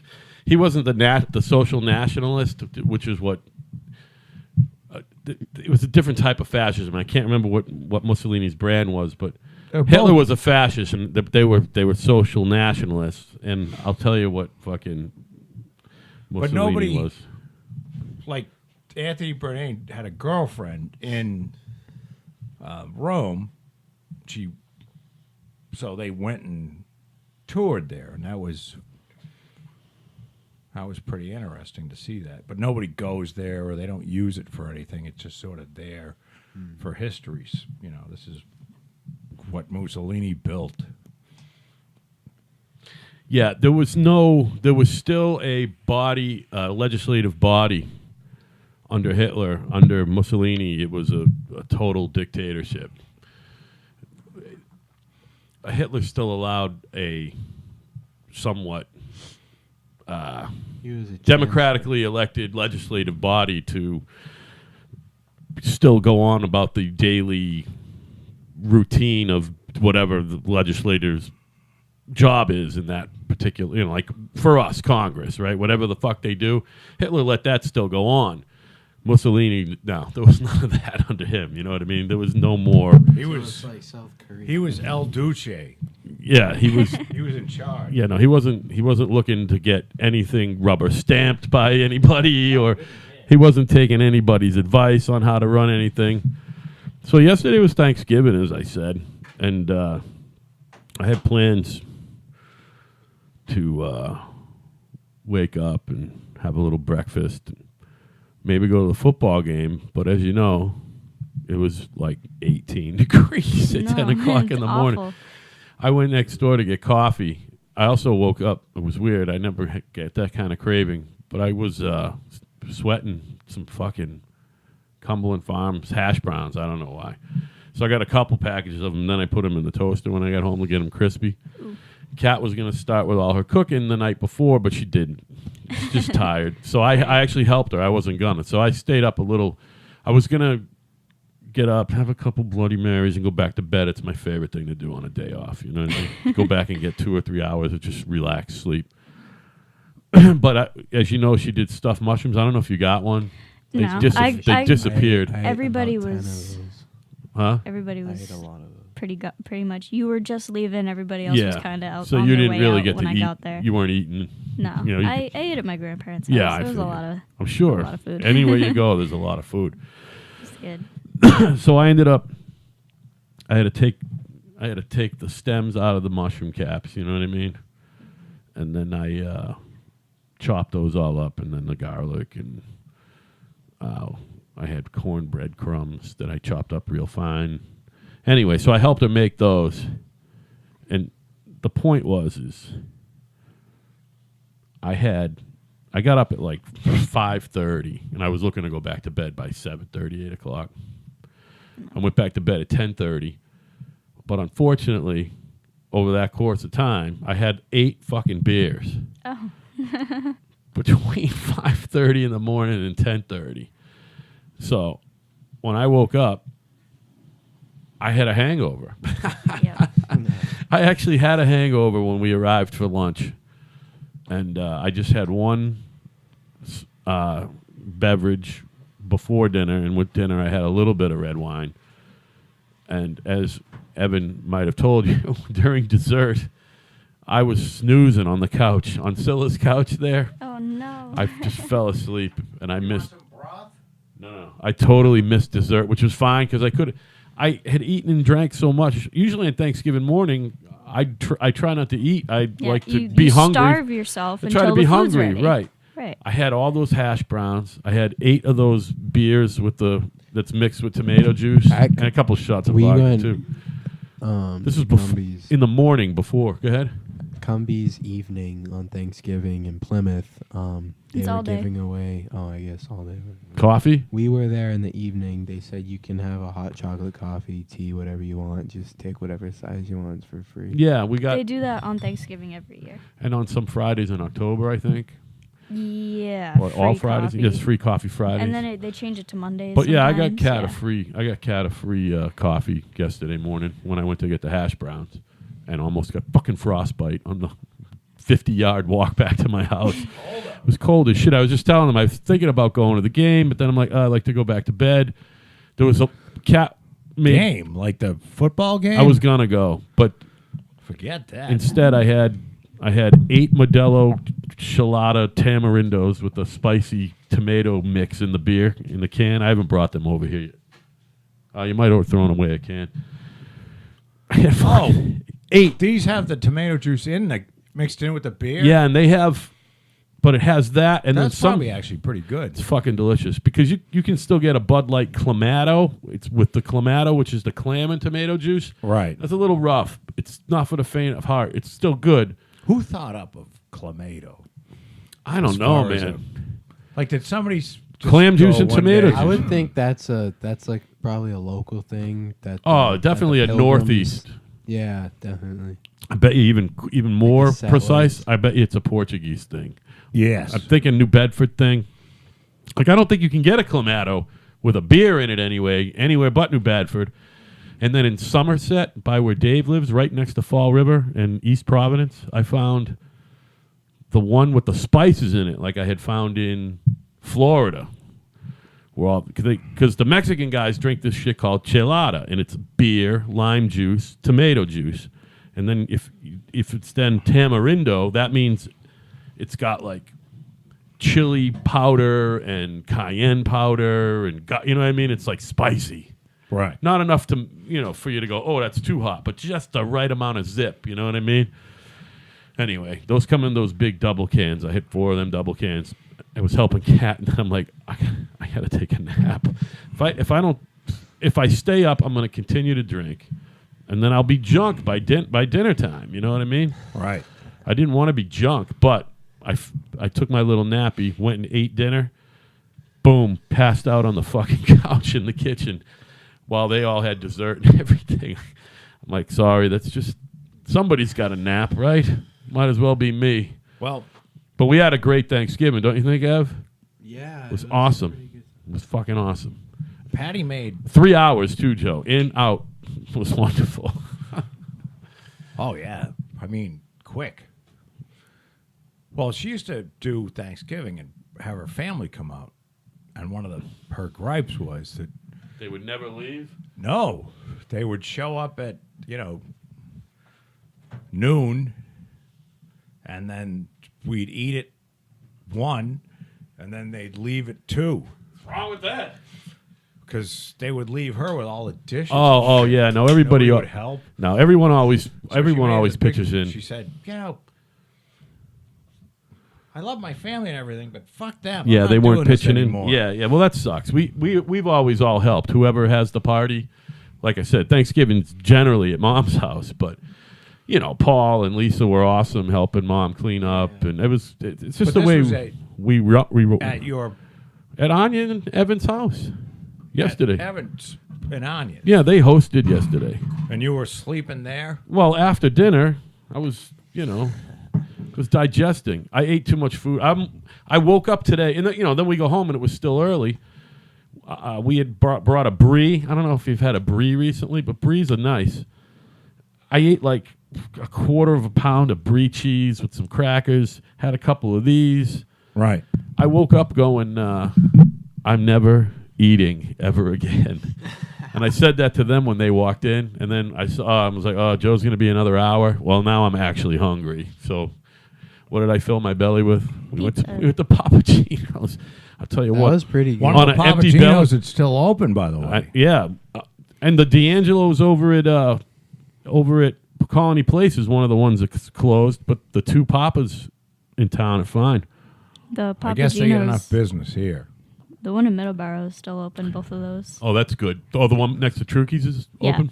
Now, Papagino's somebody and said that they D'Angelo's. closed because of the minimum hourly wage thing. I don't and know. I don't believe I don't that either. for a second. I think it's a real estate decision. I don't think it's a fucking how much Yeah, they pizza's probably being got- sold decision. I think they're looking to liquidate some fucking real Get a estate. Papagino's on a $5 million, $10 million piece of land. Yeah. I think because I think they're one of those companies that were, obviously not everywhere that they're owning, but they owned a lot of their freestanding buildings. Well, if you watch the McDonald's movie documentary with Michael Keaton, it ended up being like, you're not in the hamburg business. In the real You're estate in the business. real estate Yeah, business. yeah. I haven't seen that movie, by the way. I got to see that. Oh, that's a great movie. Yeah, there was just an article about that in either one of your business. I think it was in one of your business mags about it was on Yahoo. Fucking McDonald's isn't about the burgers. It's about the real estate. Well, no, it's about the burgers. No, but the burgers The is cash the flow is easiest thing about to the burger. it's the easiest thing to sell, so your real estate can make money. You know what I mean? And they legitimately franchised a lot. They Yeah. gave franchises out to people, and they have nothing to do with other than, you're going to buy the shit from us, and you're going to follow these procedures. I mean, their procedures. And they get are a very cut. They get a cut. and they get a cut. But the ones that They the also company owns, They pay McDonald's the rent. The franchisee doesn't own the building. I think some do and some Some don't. do and some don't. I thought for the large part they don't, especially if it's a freestanding fucking building. But If it's in a mall, obviously somebody's paying they rent. opened a shitload of McDonald's. McDonald's themselves opened up a shitload of McDonald's and said, hire the management and staff them, and here you go. Right. And told the manager you're going to make some good money, or maybe they gave them, they said, we own the real estate and you lease from us. It could be Right. to give them wild incentives to do well. Well, look, this has been fun. By the time we're done saying bye, this is going to be an average length show. I think we've done okay. What are we done? You got more to talk about? Yeah. You got more current events? I got nothing for current events. I mean, it's a slow week. The President of the United States is making everybody fucking crazy still. He had something to say about What The does Saudi he guy. say? Why do people get so upset about what he has to say? It's so honest and pure. It's just It's probably more the way he says it than It's- what he's saying. but I wouldn't Everybody- say it's everybody- honest and pure. Yeah. But everybody It is talks funny. that way to the truth. everybody, and the people that are griping about when you're it talking to your friends, you use a lot of F-bombs and all the fucking time. right. And I don't know. yeah, he lies a lot, but Everybody knows that he's lying, and he knows that you know that he's lying. I don't know. Oh, now the House wants to have a special probe into Trump's Saudi ties, never mind his Russian ties. Well, They're not satisfied with. He hasn't said, "Oh, well, this is going to fucking affect our trading with Saudi." And what he's saying is this isn't going to affect shit. You know what I mean? Why can't we all just agree that Trump is the best president that ever was? You're preaching to the choir, kid, right here. Well, he's just. There's a lot of kids that talk mean. about it. Yeah, exactly. They say he's mean. That's all they have to say. They don't actually listen to what he's saying. Because thing is- he's not speaking in the way you'd expect that's how the president to everybody speak. else But no, talks. that's growing up, you get used to people in politics speaking a certain way, and then you have this guy coming up and just being like, Exactly. They're just jealous. they're not jealous. They're I just think jealous. it's Kate, you just put it. You Pretty- said it the Pretty best way. succinct, yeah. I've never. Because But Al and I talk about this all the time. It comes to why a we point. love Trump, and it's hard to. it comes to a point where There's a. people don't like change, and he's changing the way you see the way politicians and people talk, Well, and that's people not aren't liking it. presidential. But don't you Right. think that it comes to a point where you might need that in Well- a certain time where, I mean, I feel like he's gotten shit done, you know?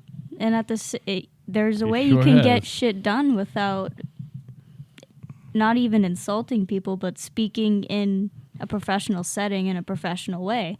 Like, I don't expect some kid to go up in front of like a CEO of a company and just start dropping F-bombs and things like that. And Right. just in like Mark looking Zuckerberg. at, yeah. Or just Fuck going, all you assholes. Right. or See just, Elon Musk Fuck maybe you. losing his mind You a gave little me bit. the pictures of yourself naked. It's not my fault they ended up on ads for, kiddie porn in Venezuela. It's just. and a lot of the things that people have a problem with is the way he talks to women and women journalists. And that's what a lot of people have a problem with. And you can laugh and smile all you want, but it's really not that funny.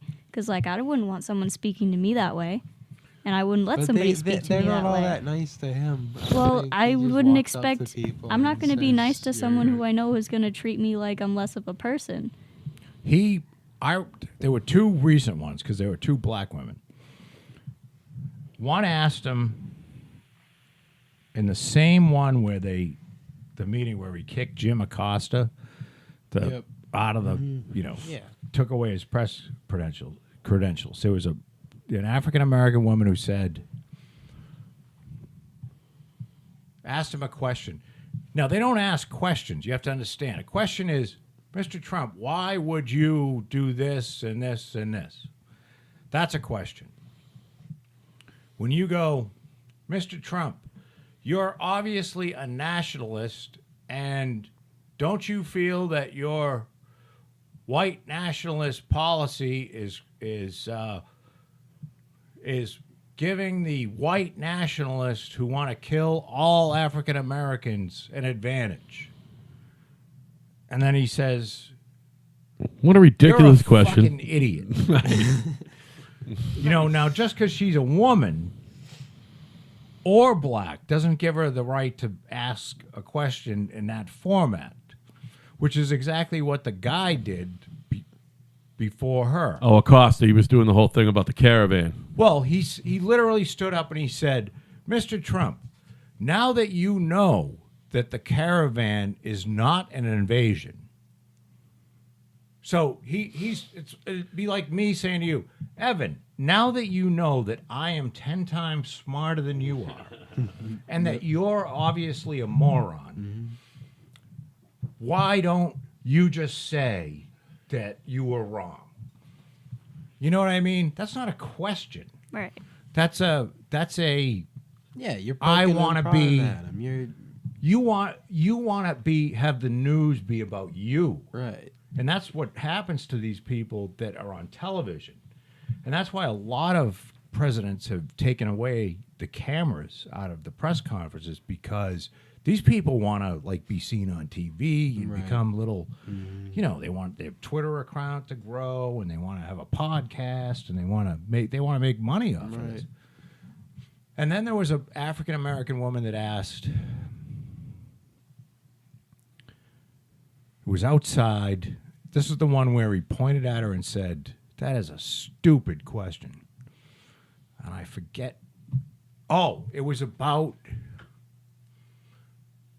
that he had just got the resignation from the Attorney General, Jeff Sessions. And he said, and the woman asked, "Now, Mr. Trump, are you hoping that the new Attorney General will recuse himself from the... No, well, like, like end the Mueller thing on your behalf?" Right. And he's like, "What a stupid question." Like, do you think I'm going to answer that? I mean, do I hope that he would end the Mueller investigation that's investigating me? I mean, of course he probably would hope that, yeah, he doesn't want to be investigated, but at the same time, I mean, how do you, that's, Right. it's not a question. No matter what you say. See that James Comey got a subpoena yesterday, as well as Loretta Lynch from the House Republicans, and he said, "Yeah, that's fine as long as it's an open session." So I give him credit for that. He because he's sick of shit. Like what he's saying is whatever gets said is going to get leaked, and it's going to get selectively leaked. He's like, let's do it on fucking C-SPAN. You know what I mean? Live. You know, it's funny you mentioned that because I've been looking up, like, why. I've typed into Google, like, why did Bill Clinton go on to Loretta Lynch's plane? Okay. Like, what could the possible goal be? Did he go on her plane, or did she go on his? Not that it matters. No. He went on. He waited for her at the Phoenix. He okay. knew. Oh, all right. Yeah. You're right. I got you. Remember this? Yeah. So, in case you kids don't know, before the election, Hillary Clinton was under investigation for her emails by the FBI and the Attorney General. This is Obama's FBI, Obama's Attorney General. And Bill Clinton, the wife of the person running for president, waits in Phoenix because he knows that the airplane is coming in with Loretta Lynch, the Attorney General. And then he goes on to her plane, and there's a 45-minute blackout where nobody knows what's going on. By the way, she says she regrets that meeting. Well, I read several interviews with her saying, they asked, the first thing they said was, "Why didn't you kick him off the plane immediately?" Right. And she says, in hindsight, but I mean, when an ex-president of the United States wants to have a chat with you, it's kind of, this is an ex-president of the United States. I mean, I'd let Clinton come in here and talk to us. Right. And I'm not a big Clinton fan. But, she said after a while, like, look, I have to go now, because they were on their plane. They were both on the same tarmac at the same time. And he's like, "Hey, I want to go talk to her." She was on the plane resting with her husband. Right. And she was going off to do something else. Yeah. And, like, staff had to literally come in and break it up. Yeah. Now, I'm trying to think whether... Now, Bill Clinton didn't honestly think he was going to go on there and talk to her about, letting Hillary off. So it had to be, like, some strategy where she either recuses herself or... Right. Do you know what I mean? Right. He had to have had something... Yeah, he said he knew if he... Right. That's probably what it was, by the way. If she either has to recuse herself, or she has to limit her amount of input, which she did. She said, "I'll accept whatever Comey says." Yeah. Well, again... And then maybe they had the fix-in on Comey. That shows you what a brutal human being he is, and his wife, because they don't care about anybody. They did irreparable damage to this woman's career. They're vicious, irreparable, awful people. And I'm not saying, who knows? I don't know Loretta. I'm no lawyer. Hey, you become Attorney General, God bless you. That's not an easy job to get. She's not a slacker. She's not a slacker, She's right? probably not a bad person. This guy made a split-second decision to ruin her fucking life. At least put a big dent into her credibility. Right. Because he went on that plane, Yeah. and she didn't Just the immediately kick him appearance. off. Yeah, but just the appearance of it. He knew. And I read a transcript where she did an interview with Jonathan Capehart. You know who that is? No. He's gay, and he's very liberal, but he's pretty honest, too. Right. You know what I mean? And he said, look, why didn't you kick him off the plane? Right. And she says, it's easier said than done. And all of Absolutely. a sudden, he's on the plane, and you're like, hi, Mr. And we never discussed, there was people around. Like, we never discussed, like, he didn't come up and go, come on, Loretta, you got to take it easy on my wife, Hillary. She's a good person. Right. He didn't do that. But I he believe didn't that he have to. did it just by appearances. Yeah, right. Going onto the plane, he knew that he would screw up the investigation somehow. Yeah. Now, you guys probably don't care at all. You were still in high school when that was going on. I knew when I was in high school, I didn't know who the president was. Well, I knew who the president was, but I didn't start paying attention to politics until I graduated college. I voted, you know what I mean? But I didn't really start to pick it apart. I don't know and when understand it. Started Bill- to pay attention, but it was long after college. It was Bill Clinton's presidential inauguration. Even that whole race I didn't pay, but from his inauguration on, I was pretty hooked on at least the pop culture of Washington politics. That part I was of a it. big Perot fan, Yeah. and I had signs made up that said for Perot. Yeah. I mean, And I remember Perot being just this.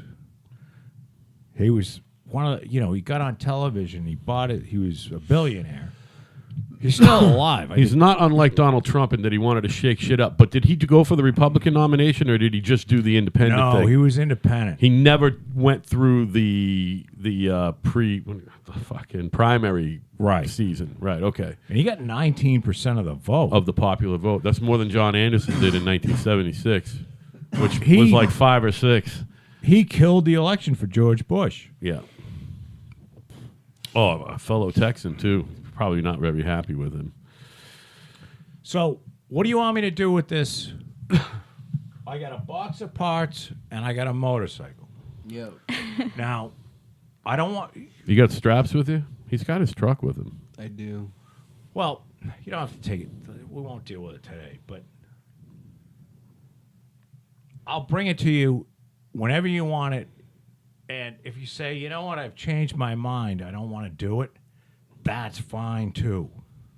I don't think that's the case at all. I think he wants to. You want to do it, don't you? Yeah, I'm hip. So I'll put it on a trailer and bring it over to you this weekend if you want it, like Sunday. Yeah, as soon as possible. I'll bring it over on Sunday, but this is a big job. Yeah. And it's not so much hard. It's just you're going to take a bunch of shit apart, Yep. and then you're going to put a bunch of shit back That's together. what I'm And good at though. hopefully you won't have too many extra screws. And No, I'm good at that.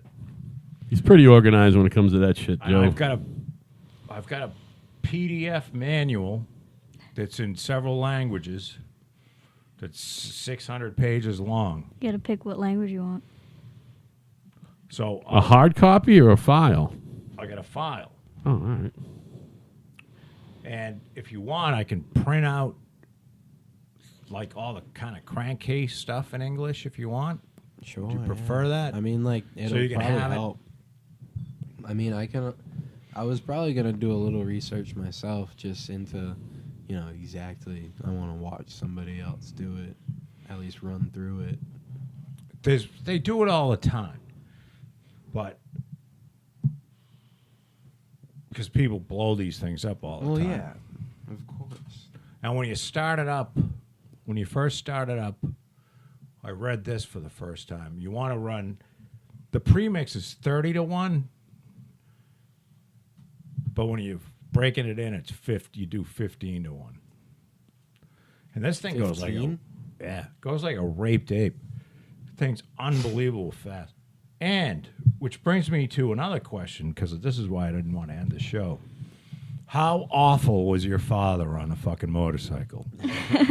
Come on now. So in the driveway, Did he just fall In the over? driveway. it was wet out. So you know the tire spun out, and he laid the bike on its right side, and he was like, "All right, let's go to a sand pit." Right, so we go to the sand pit, and he, I'm like, if you let out, how I asked him, it's the concept of a clutch. You've Right. driven a stick shift, so. I told him that if you let off the clutch slowly, the bike will move by itself. You don't even need throttle to move the bike because it will go. And he kept snapping the clutch and stalling it, and he had to keep kicking it, try again. And he kept stalling out. I told him, all right, try. I tried showing him how sensitive the throttle is so that way he gets an idea of, you don't want to open the thing up and then just Dump the clutch. But that's exactly what he did. And So he was doing some wheelies. He got about 4 feet of a 12 o'clock wheelie and then just kind of leaned over to the It was like left. 24 feet. It was about 4 feet, and he just leaned to the left a little bit. He snapped my back fender and junked the tire. How's the clutch? It snapped. It still functions, but it's just a little nub you can get with 2 fingers. Oops. Oh, you mean the clutch handle? Yeah, because he Oh, that's that's the bike. well, that's no big deal. But he didn't break the clutch itself. Yeah, no, like it still goes. It's just Now, is it a KX 250 Yeah. 4-stroke? it's a KX 250. It's a trail bike, but that specific bike people have raced in the past. Oh yeah, they're great. I mean, what year is it? Like a 2000? That's an Four- 06. So it's not a It's like a not 250 top of from the line. 90s. Yeah. 4-stroke was a dog. Believe me. Like I had an XR 600, a 600 Yeah. 600cc Honda, and that was kind of slow compared to a 250cc, 2-stroke. Yep.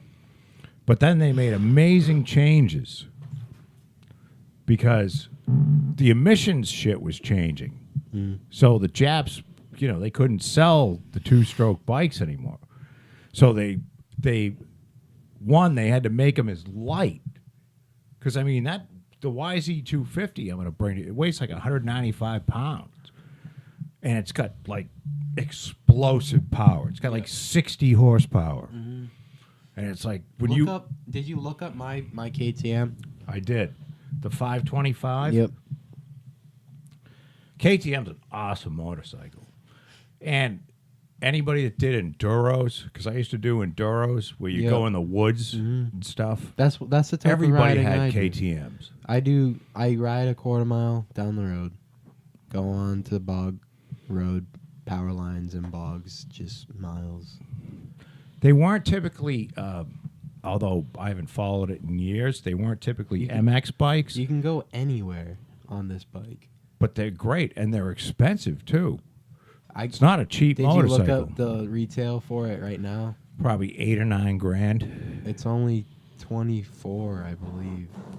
Well, no, if you went to buy a new A one. brand new one, yeah. But I'm saying that year.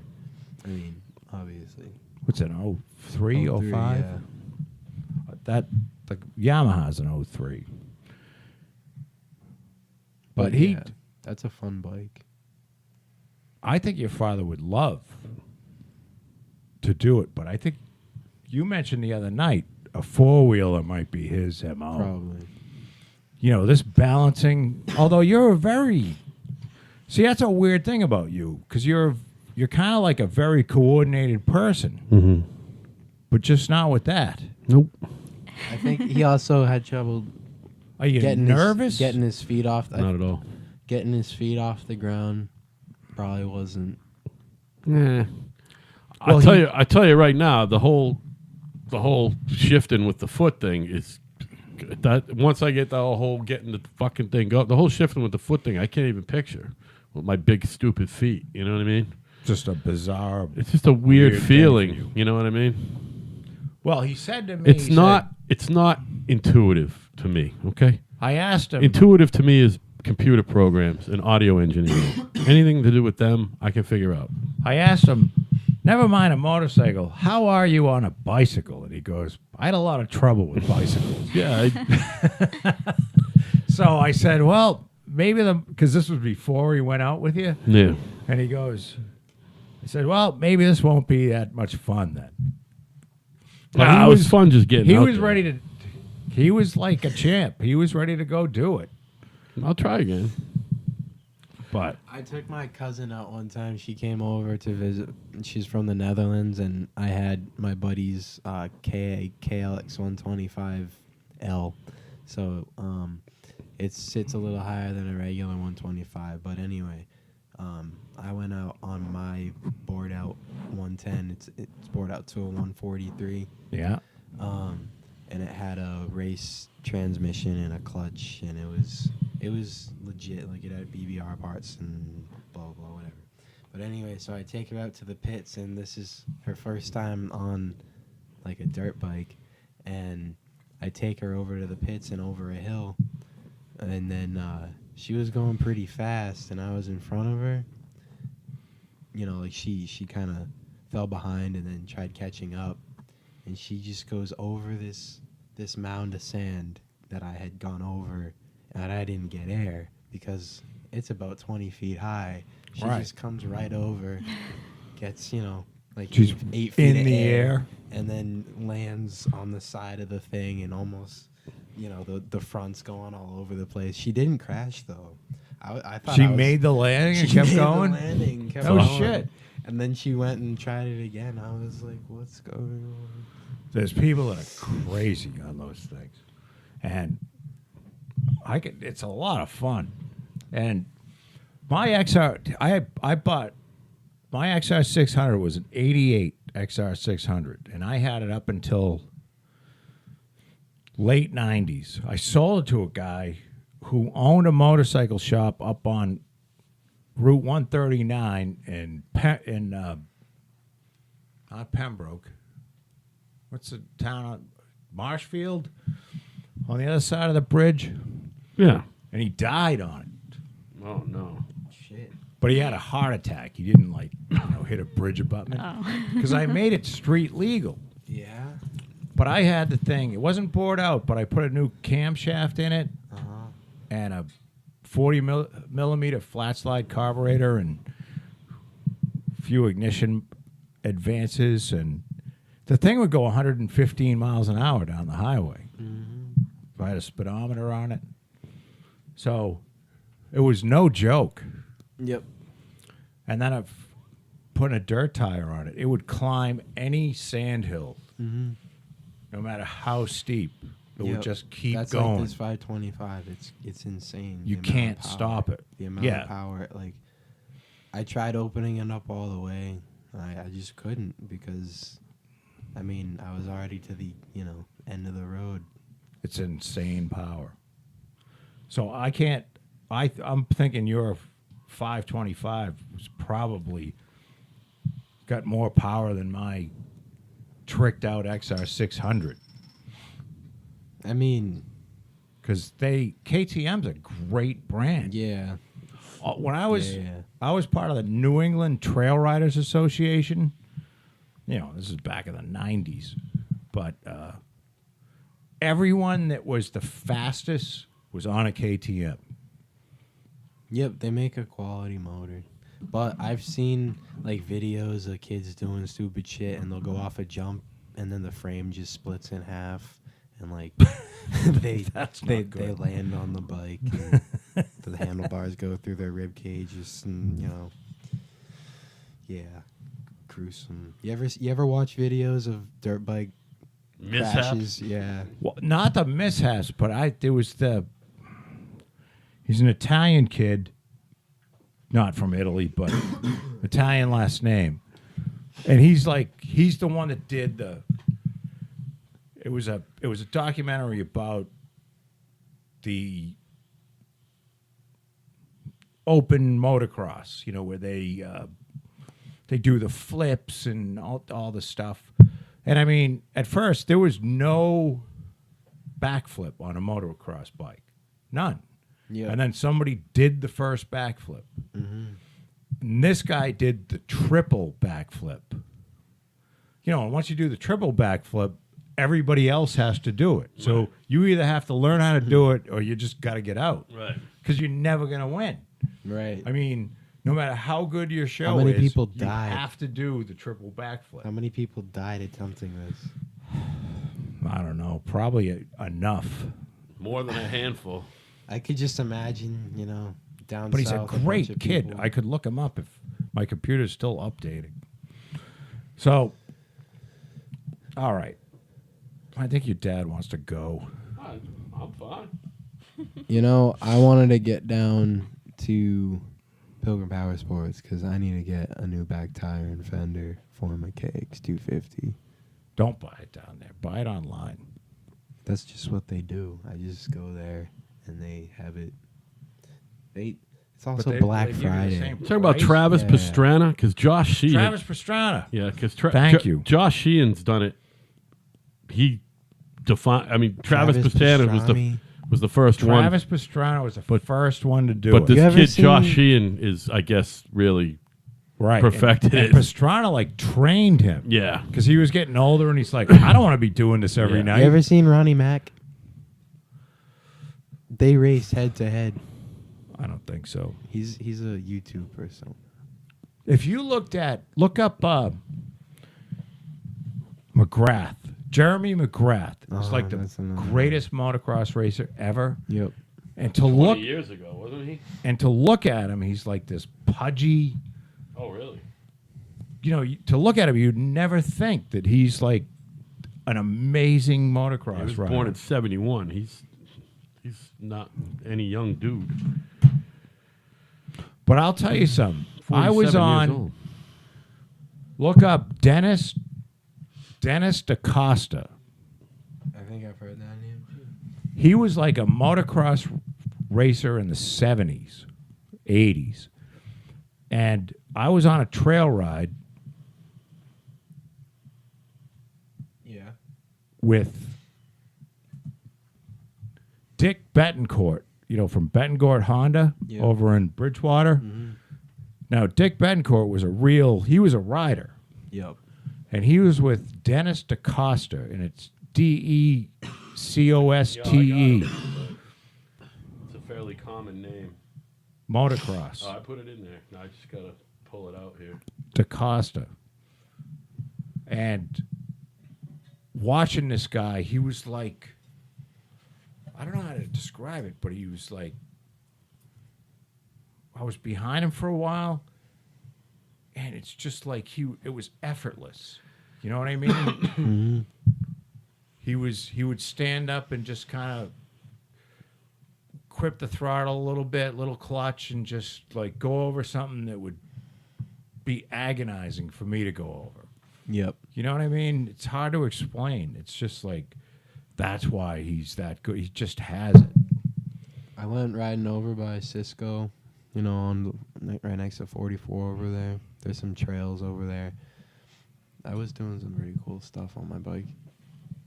Well, they used to let you go into the state forest, and that was great. But now that's a big. Oh, it's DACOSTA, not DE. Okay. From like the 70s? Yeah, he doesn't even have a Wikipedia page, man. Well, I don't know. It doesn't matter. I'd look it up, but my computer's still. Well, everybody, this has been fun. This is show number 92. By the way, Joe, 92. we do more shows in a year than Stern does. He does 80 a year. Do you know that? Now, he used to obviously do like 200 a year or whatever. Well, 92 is. A lot. You think so? But there are people who are on the radio 5 days a week, and, you know, to do 90 shows is, 20 weeks or whatever. You figure. But we're doing all right. We started in November of last year. Meaning, Al keeps That's when arguing they with me. counted, but we started in August of Yeah, last year. he keeps bringing us up. But all right, what would you count? When you first started talking, or when you first put it up for people to listen to? When you first get viewers. Exactly. Listeners. So we became Well, then we're live still not doing any fucking shows. on what? Because nobody listens. Oh, are you kidding? We get like 200 listeners a week. Yeah, it's not bad. So it's just been a year. Yeah, no, I know. And then he recorded like 12 shows all fucked up on a different microphone. Well, no, yeah, I used instead of setting the thing to pick this up, it was just recording from the mic, from the laptop. So you could hear me no. fine, but you couldn't hear Joe, Mr. Audio Engineer over here. So we got 92 shows. We probably should have had 110, yeah, something like that. Yeah. So we're not doing terrible. Yeah, that's fine. We're gonna, and our 100th show, Uncle Dave is gonna remote in. I gotta figure that out. I got a couple weeks to figure that out. I want to be here for that. That Skype. guy's awesome. Dave's cool, right? Dave's awesome. He's a lot of fun, man. Everyone loves Dave. Why not? Cat He's loves fun Dave to, too. He's fun to talk to. He's He very is. interesting to talk Hey. to. Yeah, and he'll My computer's up. just in the nick of time. It only took like, And 2 hours 2 and hours. 16 seconds. there we go. Anyway, I'm Al. He's Joe. Thank you to Evan and thank you to Kate. Thanks You for having guys us. know Thanks, guys. anytime you want to come, okay? You just got to let me know you're coming. Just so we know that someone else, just in If you case have someone not- else is here. If you have nothing to say and you just want to sit there, we don't even care. Because we'll just talk. Joe, do you have my phone number so you can get in touch with me for? Why don't you write it down? Yeah, don't say it on the Yeah, thing. right. That's a bad idea. Give me that pen. I don't think this pen works. These fucking gel pens. I don't know where the fuck. Why do you have all these pens that don't work? I don't know. That's why I use this. Or, I mean, they usually stop working if you leave the caps on a phone for a while. He's horrible. Look at. Oh, no, that's not the one he's been chewing on. That's mine. That's mine, though. Anyway, the unsmoothest end, anyway, of ever. Anyway, I'm Al. I'm Joe. He's Joe. That's Kate. That's Evan. Good night, Waterbury.